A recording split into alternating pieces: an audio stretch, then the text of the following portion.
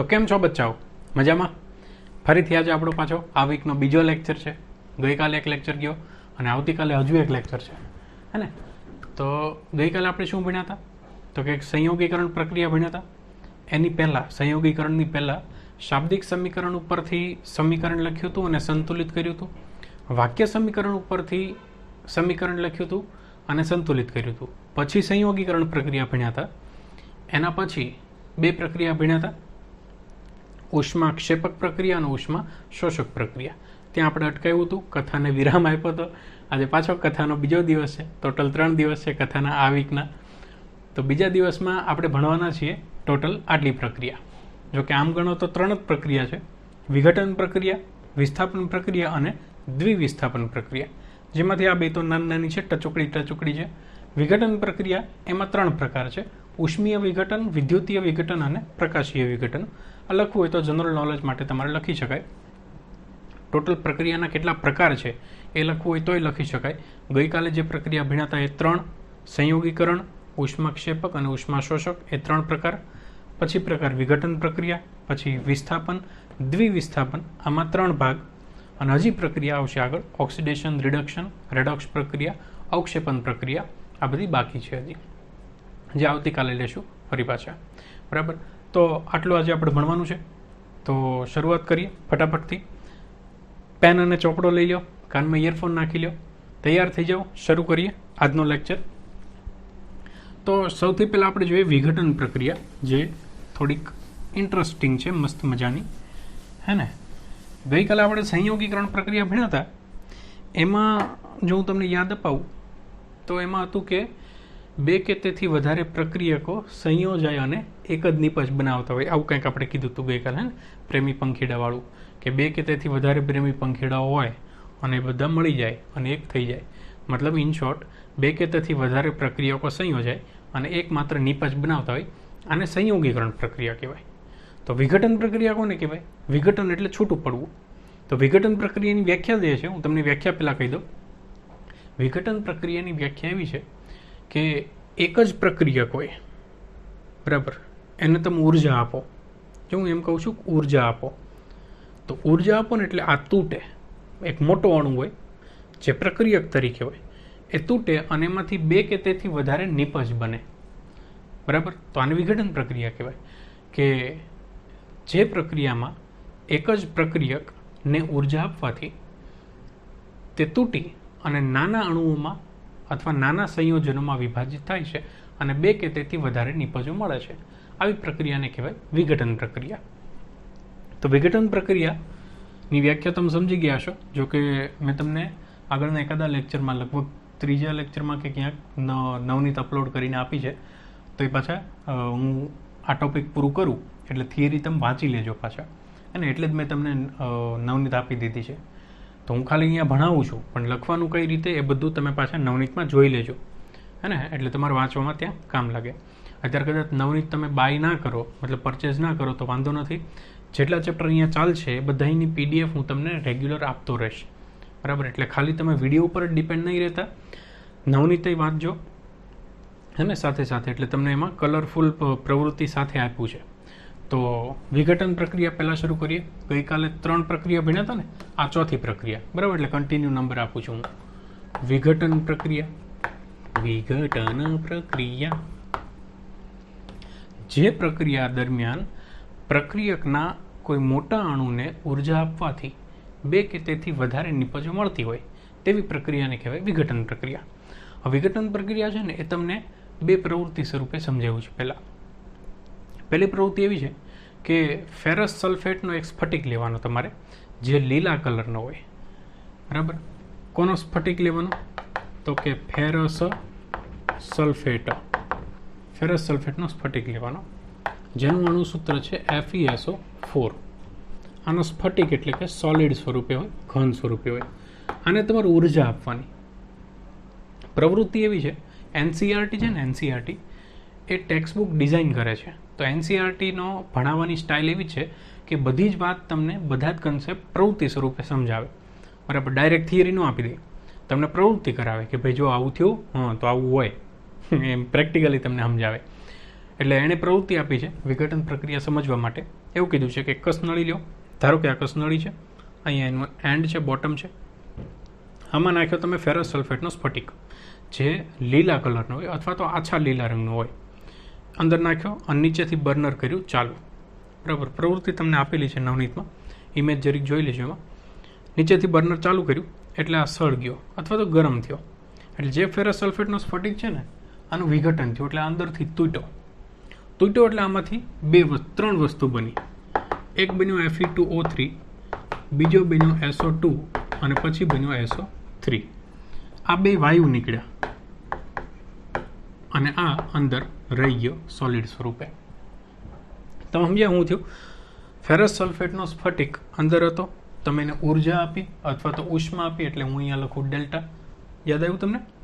એરોની ઉપર નીચે જે કંઈ કન્ડિશન હોય લખવાની, તો અહીંયા હું ઉષ્મા આપું છું એટલે મેં ડેલ્ટા લખ્યું. ઉષ્મા આપી એટલે આનું વિઘટન થયું અને અંદરથી તીવ્ર વાસવાળા બે વાયુ નીકળ્યા, સલ્ફર ડાયોક્સાઇડ અને સલ્ફર ટ્રાયોક્સાઇડ. ડાયોક્સાઇડ એટલે 2 SO2 અને ટ્રાયોક્સાઇડ એટલે 3 SO3. તો સલ્ફર ડાયોક્સાઇડ અને સલ્ફર ટ્રાયોક્સાઇડ બે વાયુ નીકળ્યા. હવે આ બે વાયુ છે ને, સલ્ફર ડાયોક્સાઇડ અને ટ્રાયોક્સાઇડ, આ બહુ તીવ્ર સ્મેલ ધરાવે. એટલે તમે જો કસનળી આમ સીધી રાખી હોય ને તમે નીચેથી ગરમ કરતા હોય અને ધુમાડો ડાયરેક્ટ તમારે નાકમાં જાય તો આમ થઈ જાય.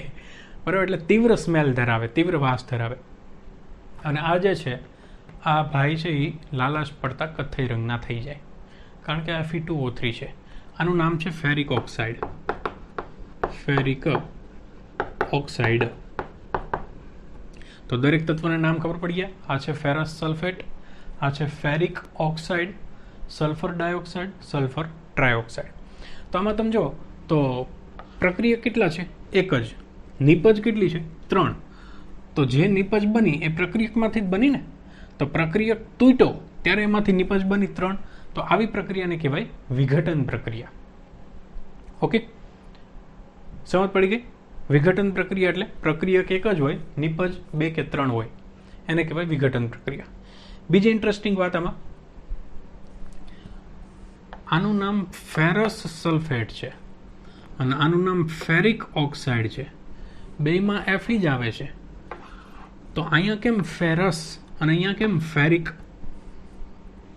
ઘણાને ખબર હશે, 9માં ધ્યાનથી ભણ્યા હશો તો, અથવા 9માં થોડું એડવાન્સ ભણ્યા હોય તો ખબર હશે, પણ જે લોકોને નથી ખબર એને હું કહી દઉં. જો અહીંયા તમે ફરીથી ગણો આની સંયોજકતા, તો Feની સંયોજકતા અને SO4ની સંયોજકતા બેની સરખી હોય તો જ આ સંયોજન બન્યું હશે ને. ઓકે, સંયોજન આની સંયોજકતા છે -2, તો આની સંયોજકતા કેટલી હશે? +2, તો જ સંયોજન બન્યું હોય.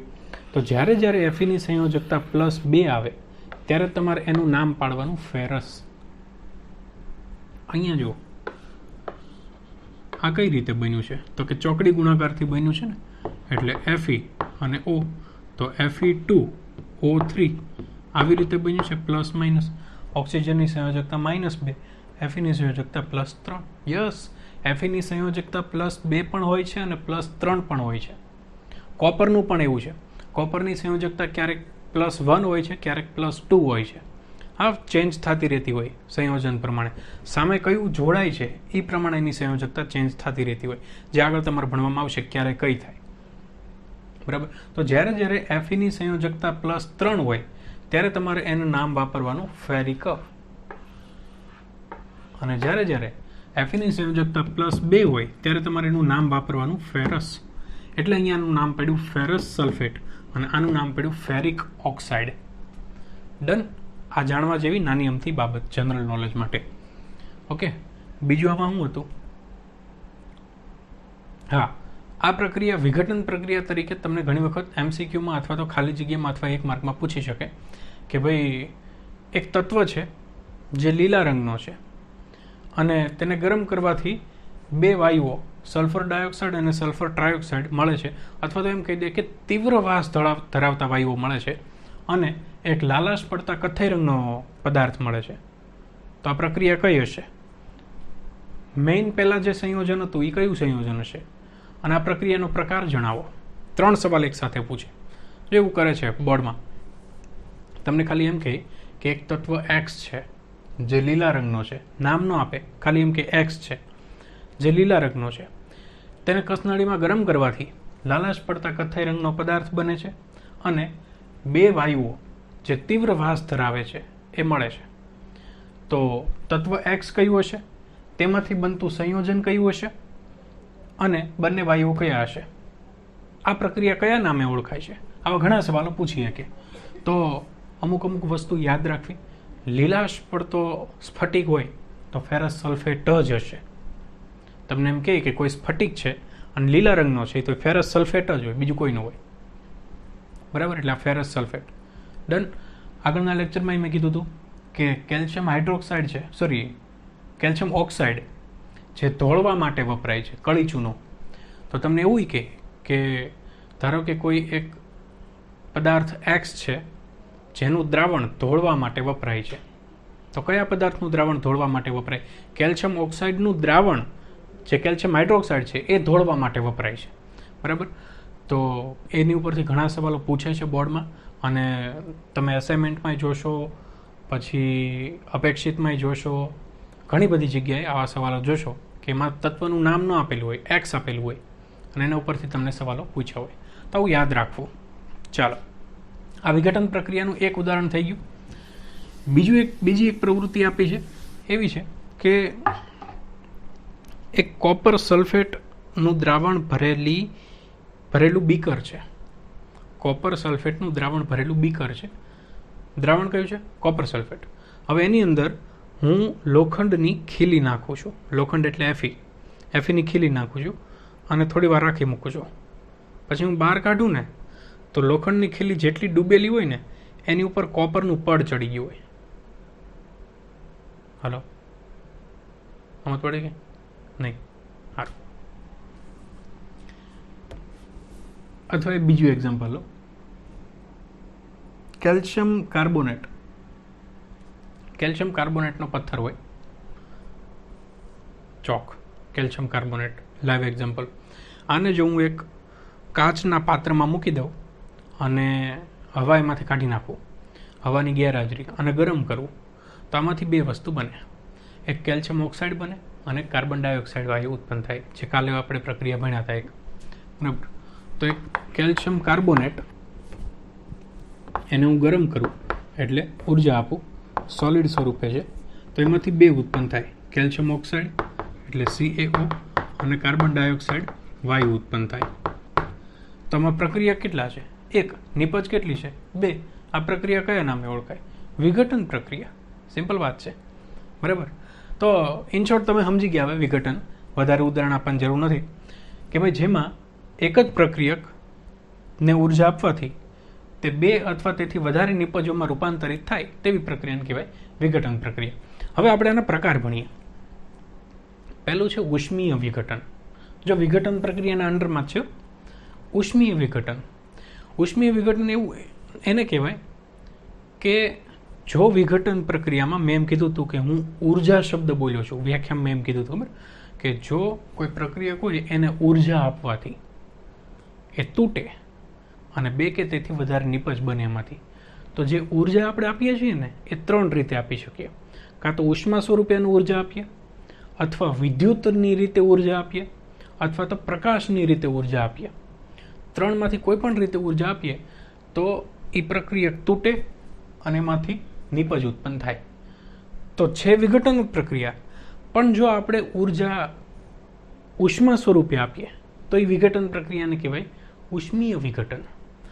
જો એ ઉર્જા આપણે વિદ્યુત સ્વરૂપે આપીએ તો આપણે એને કહીશું વિદ્યુતીય વિઘટન, અને જો ઉર્જા પ્રકાશ સ્વરૂપે આપીએ તો આપણે એને કહીશું પ્રકાશીય વિઘટન.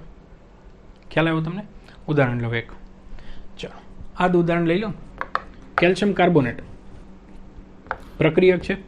મેં આને ગરમ કર્યો, તો મેં આને તોડવા માટે, આના અણુઓને તોડી અને આ નવા અણુઓ બનાવવા માટે ઉર્જા છે એ કયા સ્વરૂપે આપી? ઉષ્મા સ્વરૂપે. તો આવી પ્રક્રિયાને કઈ પ્રક્રિયા કહેવાય? ઉષ્મીય વિઘટન. શું કહેશું? ઉષ્મીય વિઘટન. આ પ્રક્રિયા એક આપી છે. હા, ઉષ્મીય વિઘટનની એક પ્રક્રિયા આપી છે તમને કે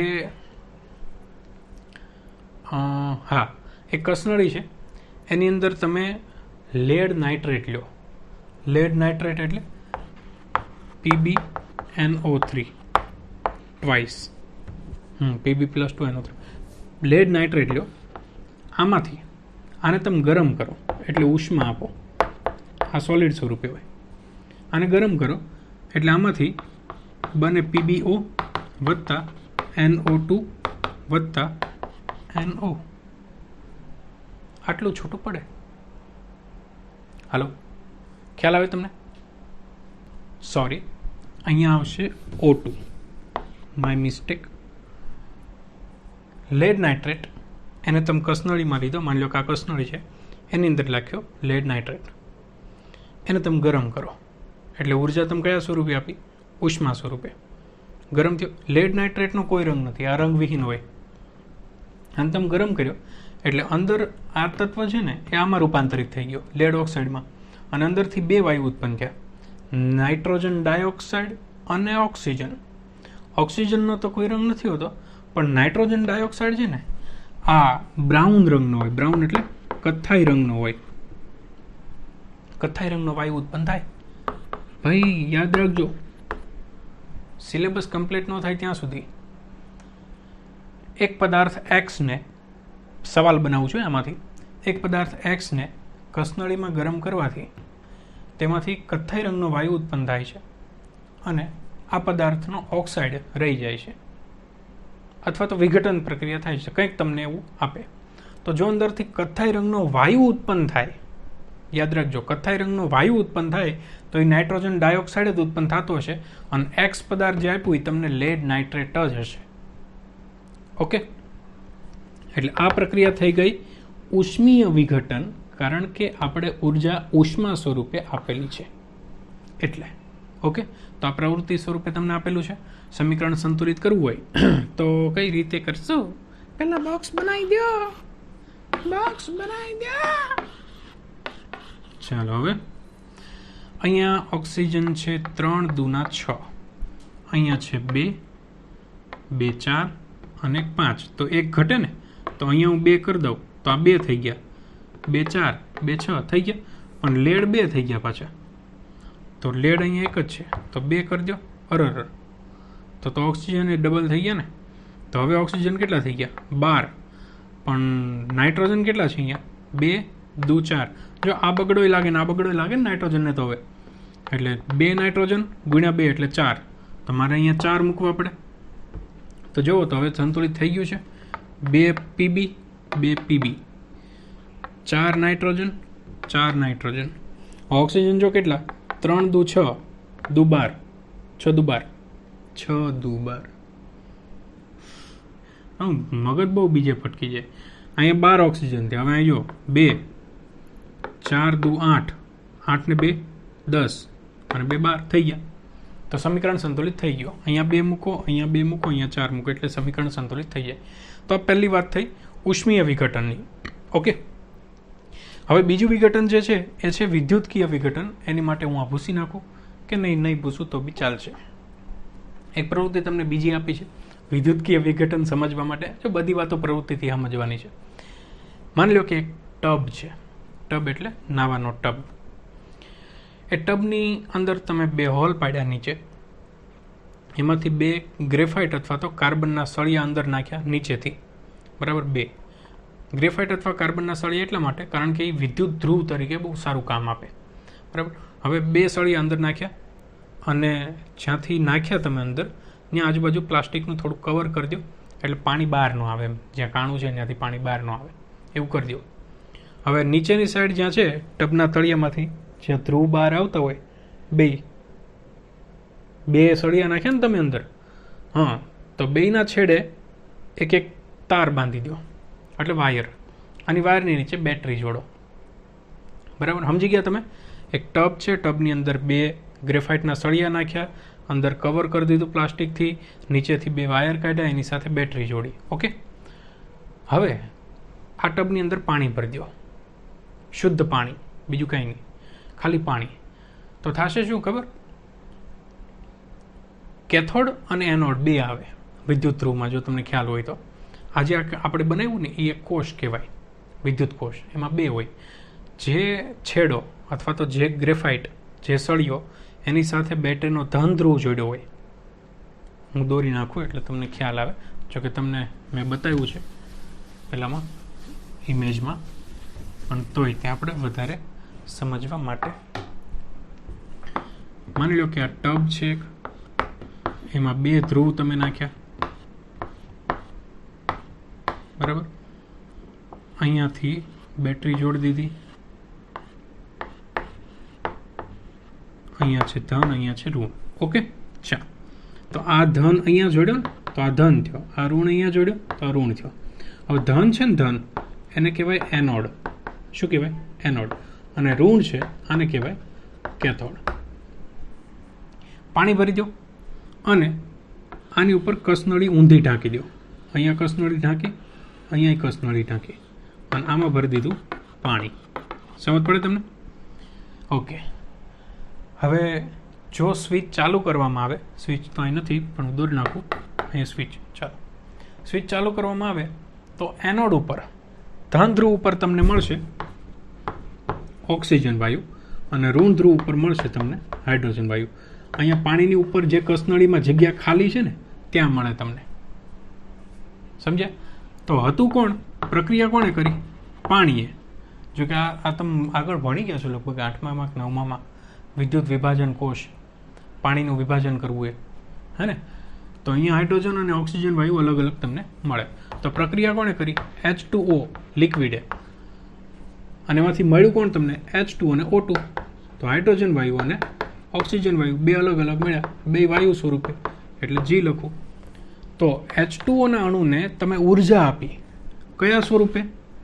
વિદ્યુત સ્વરૂપે, હે ને? અને એમાંથી H2 અને O2 અલગ અલગ થઈ ગયા. ખ્યાલ આવ્યો તમને? તો આ જે ઉર્જા આપી તમે કયા સ્વરૂપે આપી? વિદ્યુત સ્વરૂપે. તો હું અહીંયા લખું વિદ્યુત. તો વિઘટન થયું ને આ, કારણ કે પ્રક્રિયા એક જ છે, નિપજ 2 છે. તો વિઘટન થયું અને ઉર્જા તમે કયા સ્વરૂપે આપી? વિદ્યુત સ્વરૂપે. તો આવા વિઘટનને કયું કહેવાય? વિદ્યુતીય વિઘટન. શું કહેવાય? વિદ્યુતીય વિઘટન. બરાબર છે, ઇઝી છે એકદમ. તો અહીંયા તમે વિદ્યુત સ્વરૂપે ઉર્જા આપી એટલે કે વિદ્યુતીય વિઘટન.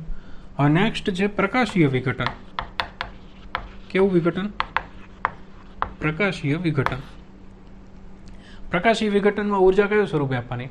પ્રકાશ સ્વરૂપે, એટલે કે સનલાઇટ સ્વરૂપે. એની માટેનું ઉદાહરણ છે, પ્રવૃત્તિ છે.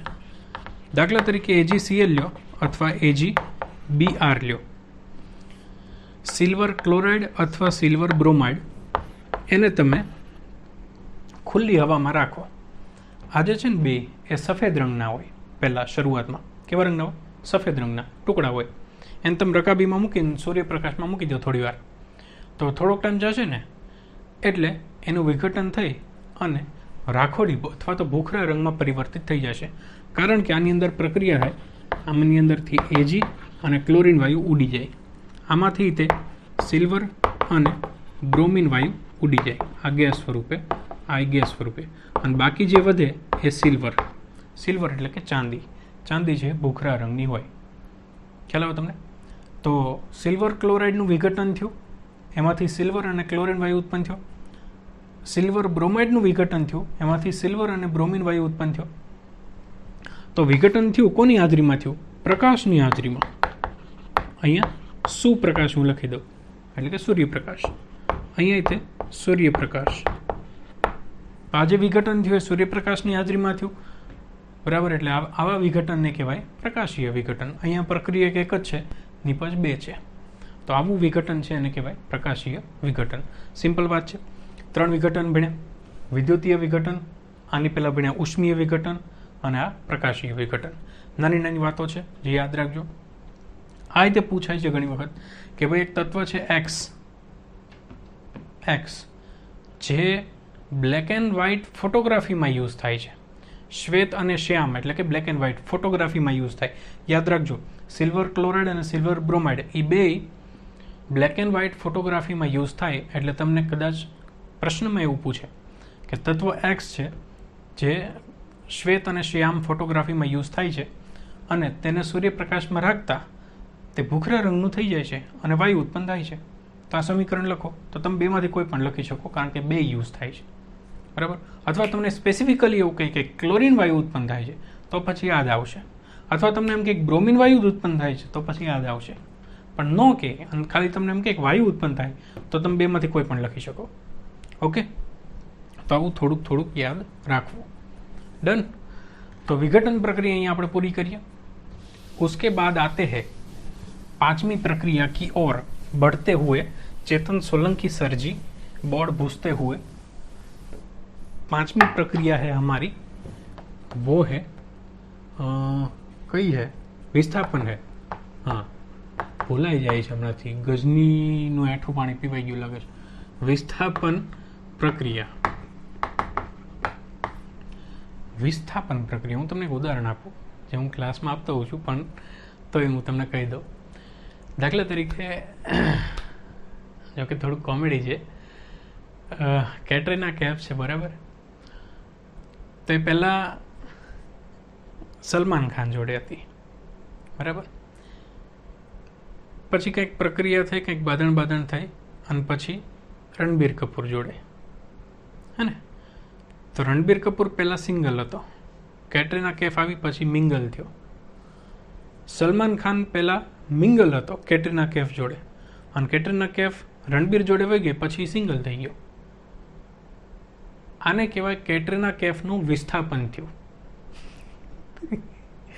સમજો પહેલાં, આને કહેવાય કેટરીના કૈફનું વિસ્થાપન થયું. ક્યાંથી? સલમાનમાંથી રણબીરમાં. ઓકે, હવે હું આને વિસ્થાપન પ્રક્રિયા રિલેશન બાંધું. જો તમે દાખલા તરીકે એક દ્રાવણ છે FeSO4 બરાબર, અને આની અંદર હું કોપર સલ્ફેટનું દ્રાવણ છે અને આની અંદર હું લોખંડની ખીલી નાખું બરાબર. તો કોપર છે ને, કોપર એ સલમાન ખાન છે, SO4 છે ને એ કેટરીના કૈફ છે. આ ક્રિયાશીલ સમૂહ છે. આજે છે ને રણબીર કપૂર છે. હવે થશે શું? SO4 છે ક્યાં વયું જાય? FeSO4 આરે, તો Cu વત્તા FeSO4. સમજ્યા? તો SO4 નું વિસ્થાપન થયું ક્યાં આગળ? Fe સાથે. તો બની ગયો FeSO4, અને સલમાન ખાન હવે કેવો થઈ ગયો? સિંગલ થઈ ગયો. રણબીર કપૂર કેવો થઈ ગયો? મિંગલ થઈ ગયો બરાબર. તો આને કહેવાય કોપર સલ્ફેટમાંથી સલ્ફેટનું વિસ્થાપન થયું Fe સાથે. આનું કારણ એ છે, હવે હું તમને ડીપમાં સમજાવું થોડું, કે ભાઈ Fe છે ને, Fe મતલબ કે Ranbir Kapoor, he is more reactive than Salman Khan. મતલબ કે Fe છે લોખંડ, એ કોપર કરતાં વધારે ક્રિયાશીલ છે. એટલે કોપર પાસે જે કોઈ ક્રિયાશીલ સમૂહ છે એ ખેંચી લેશે, કારણ કે વધારે ક્રિયાશીલ છે, વધારે સ્ટ્રોંગ છે. આ બિચારો નબળો છે હજી બરાબર, એની પાસે જે કાંઈ છે એ હાંચવી નથી એકતો. તો જે વધારે ક્રિયાશીલ છે ત્યાં વહી જશે ને આરામથી. સિમ્પલ વાત છે. આ તો કુદરતનો નિયમ છે કે ભાઈ જો તમે કોઈને હાંચવી ન એકતા હોય અને જો કોઈ વધારે હાંચવી એક એવું હોય, ડિઝર્વ કરતો હોય, તો વહી જાય એની પાસે. સિમ્પલ વાત છે, બધી જગ્યાએ એવું થાય. તો એવી જ વાત છે. આને કહેવાય વિસ્થાપન પ્રક્રિયા. વ્યાખ્યા આપવી હોય તો હું એવી રીતે વ્યાખ્યા આપી શકું કે જે રાસાયણિક પ્રક્રિયા દરમિયાન ઓછા ક્રિયાશીલ તત્વમાંથી અથવા તો ઓછા ક્રિયાશીલ તત્વનું તેના સંયોજનમાંથી અથવા તો દ્રાવણમાંથી વિસ્થાપન થતું હોય, કોના દ્વારા? વધારે ક્રિયાશીલ દ્વારા. તો એવી પ્રક્રિયાને કહેવાય વિસ્થાપન પ્રક્રિયા. નો સમજ પડી? ફરીથી, કોપર સલ્ફેટ, આમાં ઓછું ક્રિયાશીલ કોણ છે? કોપર. વધારે ક્રિયાશીલ કોણ છે? Fe. તો સલ્ફેટનું વિસ્થાપન થયું, કોપર સલ્ફેટના દ્રાવણમાંથી એનું વિસ્થાપન થયું સલ્ફેટ. કોના દ્વારા? વધારે ક્રિયાશીલ સમૂહ દ્વારા. તો આવી પ્રક્રિયાને કહેવાય વિસ્થાપન પ્રક્રિયા બરાબર. પ્રવૃત્તિ આપી છે તમને કે ભાઈ કોપર સલ્ફેટનું દ્રાવણ ભરેલું હોય, એની અંદર તમે લોખંડની ખીલી નાખો, તો લોખંડની ખીલી જ્યારે તમે બહાર કાઢો, કોપર સલ્ફેટનું દ્રાવણ ભરેલું હોય અને એની અંદર તમે લોખંડની ખીલી નાખો, તો લોખંડની ખીલી જેટલી ડૂબેલી હોય એની ઉપર કોપરનું પડ ચડી જાય.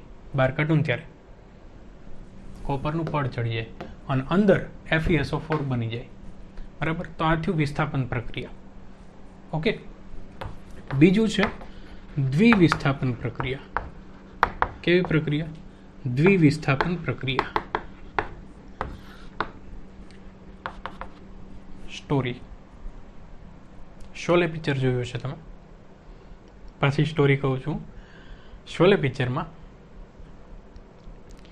અમિતાભ બચ્ચન, ધર્મેન્દ્ર, બે હીરા, હેમા માલિની હિરોઈન. ઓકે, જો તમને ન ખબર હોય તો કહી દો, Hema Malini is a wife of Dharmendra. Dharmendra is a husband of Hema Malini. બરાબર, એટલે ધર્મેન્દ્ર અને હેમા માલિની બે હસબન્ડ વાઇફ છે. અમિતાભ બચ્ચન અને જયા બચ્ચન બે હસબન્ડ વાઇફ છે. ઓકે, તો આ બે કપલ એક વખત પિક્ચર જોવા ગયા. કોણ કોણ? હેમા માલિની અને ધર્મેન્દ્ર, જયા બચ્ચન અને અમિતાભ બચ્ચન. પિક્ચરમાં એન્ટર થયા, પિક્ચર પૂરું થયું, બહાર આવ્યા ત્યારે અમિતાભ બચ્ચન અને હેમા માલિની, જયા બચ્ચન અને ધર્મેન્દ્ર, જો કે આ કોમેડી ઉદાહરણ પણ સ્વેપ થઈ ગયું, ઇન્ટરચેન્જ થઈ ગયું. બરાબર, તો આને કહેવાય દ્વિવિસ્થાપન પ્રક્રિયા. સામસામે બેવમાં વિસ્થાપન થયું. બરાબર, બેવના ક્રિયાશીલ સમૂહ ઇન્ટરચેન્જ થઈ ગયા. તો આવી પ્રક્રિયાને કહેવાય દ્વિવિસ્થાપન પ્રક્રિયા. આમાં તો એકનું જ વિસ્થાપન થતું હતું ને, આમાં બેયનું વિસ્થાપન થશે. ઉદાહરણ જોઈએ. સોડિયમ સલ્ફેટનું દ્રાવણ, એની અંદર તમે બેરિયમ ક્લોરાઇડ નાખો, બેય રંગવિહીન છે. આ એક્યુ છે, આનું દ્રાવણ છે, અને આ પણ એક્યુ છે, બેયનું દ્રાવણ છે. આને આ બે દ્રાવણને મિક્સ કરી અને તમે હલાવો તો આની અંદરથી બેરિયમ સલ્ફેટના અદ્રાવ્ય અવક્ષેપ ઉત્પન્ન થાય અને સોડિયમ ક્લોરાઇડનું દ્રાવણ બનેલું રહે. ઓકે, હવે જો દ્વિવિસ્થાપન કઈ રીતે. સોડિયમની સાથે કોણ છે? સલ્ફેટ. બેરિયમની સાથે કોણ છે? ક્લોરાઇડ. અહીંયા જો બેરિયમની સાથે કોણ છે? સલ્ફેટ. અને સોડિયમની સાથે કોણ છે? ક્લોરાઇડ. તો એકચ્યુઅલી થયું હું બેરિયમ સલ્ફેટ અને સોડિયમ ક્લોરાઇડ. સમજ્યા તમે? એટલે આના ક્રિયાશીલ સમૂહનું આની સાથે અને આના ક્રિયાશીલ સમૂહનું આની સાથે વિસ્થાપન થયું. તો આવી પ્રક્રિયાને કહેવાય દ્વિવિસ્થાપન પ્રક્રિયા. સમજ પડી તમને? તો જે પ્રક્રિયામાં બંને પ્રક્રિયકોના ક્રિયાશીલ સમૂહનું અથવા તો બંને પ્રક્રિયકોના આયનનું, અને આયન કહેવાય સલ્ફેટ આયન અને ક્લોરાઇડ આયન, બંને પ્રક્રિયકોના આયનની આપલે થતી હોય. બરાબર, આયનોની આપલે થતી હોય એવી પ્રક્રિયાને કહેવાય દ્વિવિસ્થાપન પ્રક્રિયા. ડન. આ વિસ્થાપન પ્રક્રિયા બીજા 2-3 ઉદાહરણ છે. કોપર સલ્ફેટની જગ્યાએ તમે અહીંયા ઝીંક લઈ લો, બરાબર, તો પણ થાય. આમાંથી બને ZnSO4 વત્તા કોપર. આવું પણ થાય. તો આમાં તે શું થયું? જો સલ્ફેટ છે કોની યાર ભાગી ગયો? ZnR, અને કોપર નવરો થઈ ગયો. તો આ એક વિસ્થાપન પ્રક્રિયા અથવા તો વિસ્થાપન પ્રક્રિયા છે ખાલી. આની જગ્યાએ જો બીજું ઉદાહરણ અહીંયા લેવું હોય તો આવું તમે લઈ શકો કે KBr વત્તા PBI, it gives BRI, bromine plus 1 આવે, bromine plus, હા, PBI2, યસ, અને આમાંથી બને KI, ઓકે, નહીં, વત્તા K Br-1, K+1, Pb+2, I-1. આમાંથી થશે શું? K પ્લસ માઇનસ બે ઇન્ટરચેન્જ કરી દો એટલે પ્રક્રિયા થઈ જાય. PB, BR અને KI. ઓકે, હા, KI અને PB, BR2 આમ થશે. ઓકે, તો જો અહીંયા રેડી ડન. પોટેશિયમ બ્રોમાઇડ અને લેડ આયોડાઇડ, આ બેની પ્રક્રિયા થાય તો પેલા K સાથે શું હતું? BR. અહીંયા K સાથે શું છે? I. અહીંયા PB ની સાથે કોણ હતું? I. અહીંયા PB ની સાથે કોણ છે? BR2. તો બેયના ક્રિયાશીલ સમૂહો આપસમાં અથવા તો બેયના આયનો આપસમાં ઇન્ટરચેન્જ થઈ ગયા, આયનોની આપલે થઈ. તો આવી પ્રક્રિયાને કહેવાય દ્વિવિસ્થાપન પ્રક્રિયા. ડન. ખબર પડી ગઈ? એક વખત નવનીતમાંથી વાંચી લેજો તોય તે. તો આજે ઘણું બધું ભણ્યા. ટોટલ કેટલું ભણ્યા આપણે જોઈ લઈએ. વિઘટન પ્રક્રિયા, એમાં 3 પ્રકારો: ઉષ્મીય વિઘટન, વિદ્યુતકીય વિઘટન અને પ્રકાશીય વિઘટન. અને પછી 2 વિસ્થાપન પ્રક્રિયા અને દ્વિવિસ્થાપન પ્રક્રિયા. બરાબર. તો અહીંયા આપણે કથાને વિરામ આપીએ. આવતીકાલે ફરી પાછા જ્યાંથી અટક્યા છીએ ત્યાંથી પાછા શરૂ કરશું. એક વખત નવનીતમાં નજર ફેરવી લેજો. મેં આગળના એકાદા લેક્ચરમાં અપલોડ કરી છે, બરાબર. તો તમે પ્લેલિસ્ટમાં જઈને બધા લેક્ચરના ડિટેલ્સમાં જોઈ લેજો. એકાદામાં ક્યાંક ડ્રાઈવની લિંક આપેલી છે, તેમાંથી ડાઉનલોડ કરી લેજો. બરાબર, નવનીતની PDF છે, તો એ વાંચી લેજો. બરાબર, તો નેક્સ્ટ લેક્ચરમાં ફરી પાછા મળશું. ત્યાં સુધી ગુડ બાય.